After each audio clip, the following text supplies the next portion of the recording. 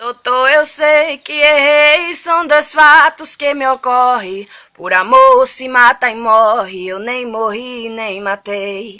Apenas prejudiquei um ambiente de classe. Depois que apanhei na face, bati na flor do meu ramo. Me prenderam porque amo, quanto mais se eu odiasse. Poeta mesmo ofendido ainda oferece afeto. Faz pena dormir no teto da morada de um bandido. Se humilha, faz pedido, ninguém escuta a voz sua. Não vê o sol nem a lua e padece o maior desprezo. Pra que um poeta preso com tantos ladrões nas ruas?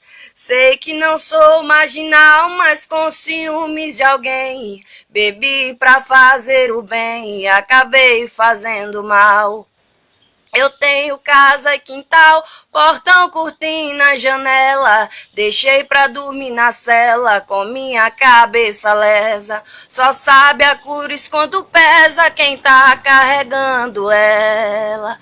Doutor, se eu sujar meu nome, não acho mais quem me preste. A minha mulher não veste, os filhos que eu tenho não come. Minha fama se some para nunca mais voltar. Não querendo lhe comprar, humildemente eu lhe peço. Se puder, rasgue o processo e deixe o poeta cantar.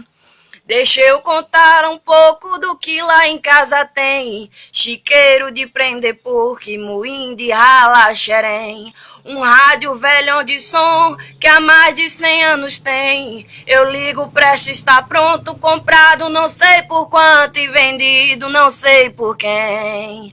Minha mulher me deixou, é um sentimento profundo. Vou arrumar uma negra suja dos cabelos imundo. Magra, cambota e banguela, vou segurar na mão dela e lascar no meio de um